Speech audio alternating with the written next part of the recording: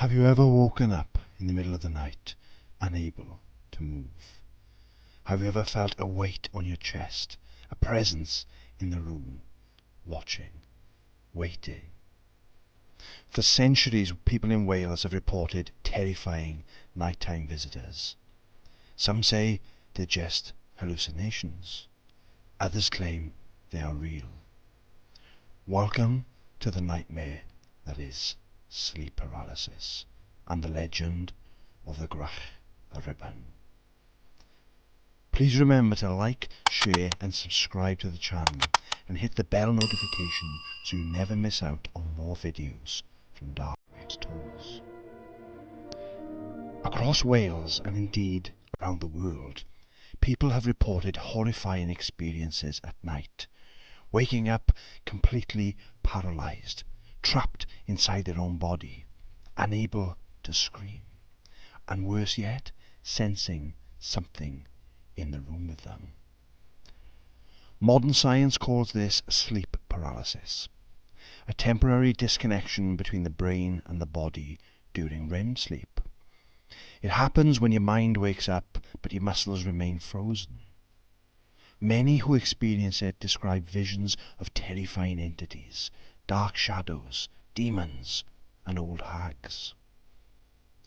These figures have been described throughout history, in every culture, from the old hag of Newfoundland to the Kanishibari of Japan.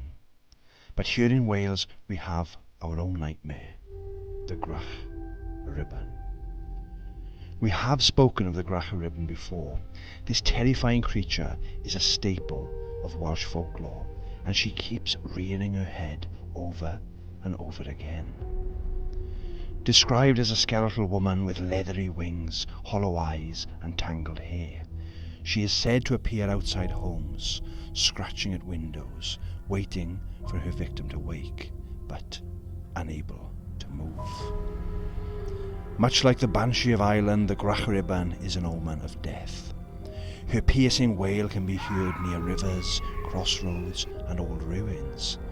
But unlike the Banshee, she doesn't just warn of death. Some say she feeds on fear itself. These stories go back centuries. People believed the Gwrach y Rhibyn was not just a ghost, but a remnant of the old Celtic goddess of death and the underworld. Were these experiences of our ancestors down to just an overactive imagination? The fact that they didn't have the advancements in science and technology that we have today that could perhaps explain such things to them?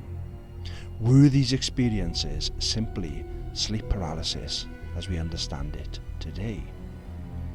But even today, people claim to see shadowy figures pressing down on them in their sleep.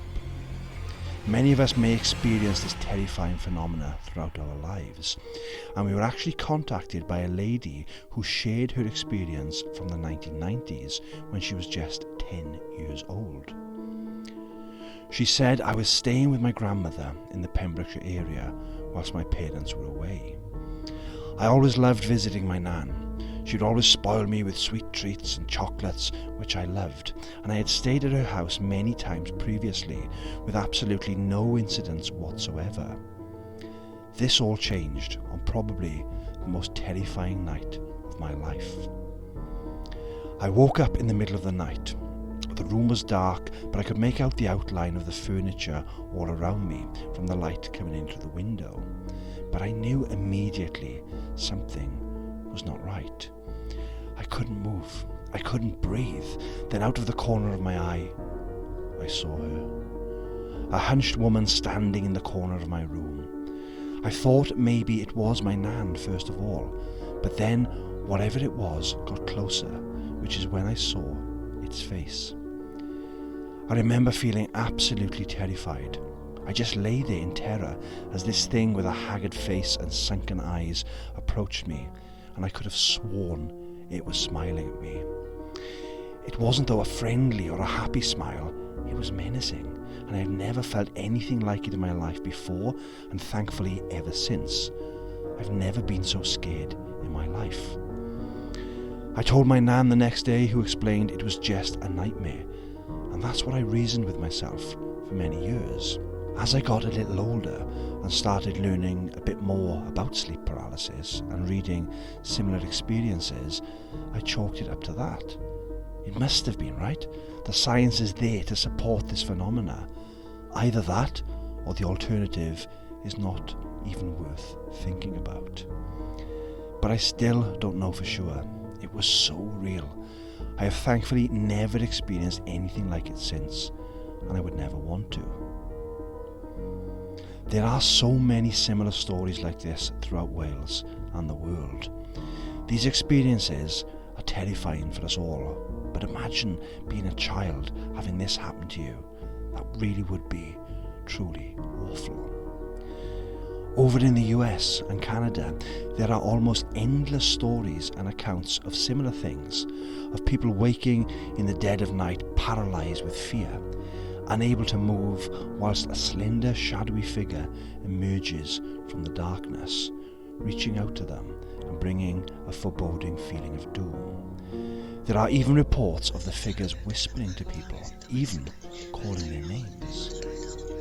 So what's really happening? Science tells us sleep paralysis is caused by a disconnect between the brain and the body during REM sleep. Stress, irregular sleep patterns, and even diet can trigger it. Science offers a clean, clinical explanation. Sleep paralysis, they say, is simply the body waking while the mind is still trapped in the dream world. Your muscles remain frozen, paralysed by natural processes meant to keep you safe during REM sleep. In 2023 in Swansea, there was a spate of reports of sleep paralysis and experiences throughout the area. A news report put this down to high levels of pollen affecting people's sleep. An expert on the matter said, during the spring and summer months, many people experience an increase in sleep paralysis or nightmares due to the higher levels of pollen in the air, which can trigger allergic reactions and disrupt sleep. So it all sounds relatively clear-cut and easily explained. A case of Occam's razor, the most simple and likely explanation is probably the right one. The theory makes sense on paper. Your mind fills in the blanks with fear, hallucinating dark figures and whispers.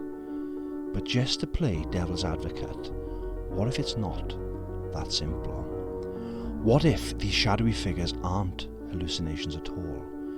What if in the fragile state between sleep and wakefulness we are vulnerable, not just physically, but spiritually too?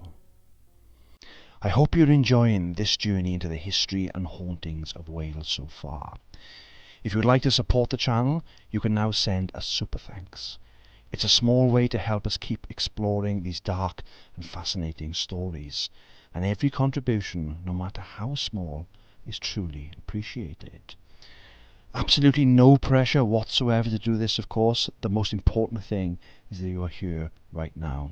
We're so grateful to have you here watching, commenting and sharing in the mystery with us. Thank you so much for being part of Dark Wales Tours. And now back to the video.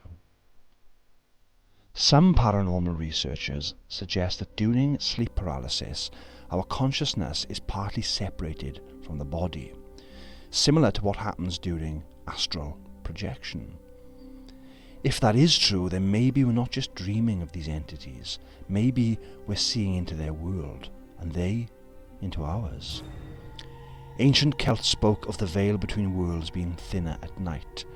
Perhaps these experiences are echoes of an older time, when spirits walked amongst us, and the Gwrach y Rhibyn was not a legend, but a very real entity.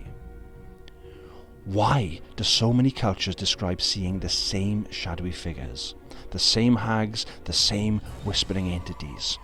Could it be a global hallucination? What our minds have digested from the media? But these experiences are centuries old, before the advent of film and media. Could there be something more? A spiritual force feeding on fear? Or ancient beings still lurking in the shadows?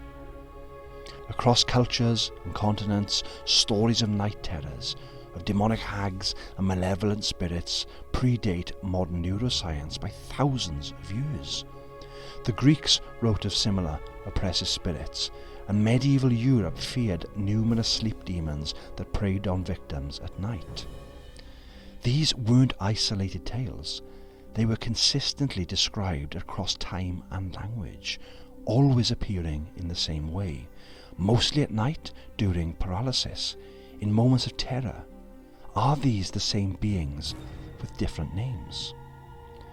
There's another theory called fear frequency, that it is said when you're in extreme fear, like sleep paralysis, your brain emits certain frequencies that could attract something. Could fear act as a beacon? Do these entities feed on it? Is our fear inviting these entities in and they are preying on us as a result of it? The sheer thought of it sends shivers down your spine. We have actually encountered something similar on our Margam ghost tour. Although not directly related to sleep paralysis, Margam seems to house a particular entity that also feeds on the fear and terror of those living souls around it. Could our fear of such things be playing right into their hands? Some researchers even suggest that what we perceive as shadow people or hags could actually be interdimensional beings, entities that exist in a spectrum of reality just outside our own. During sleep paralysis, when the mind is detached from the body, perhaps we brush against their realm, maybe even inviting them in. So we're left with two choices. Believe the science, logical, grounded and safe.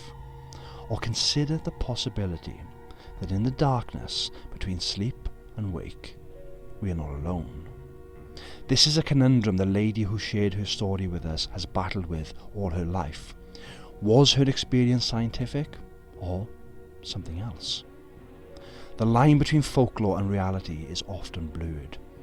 Whether sleep paralysis is simply a trick of the brain or a doorway to something unknown, one thing is certain: it has been terrifying people for centuries.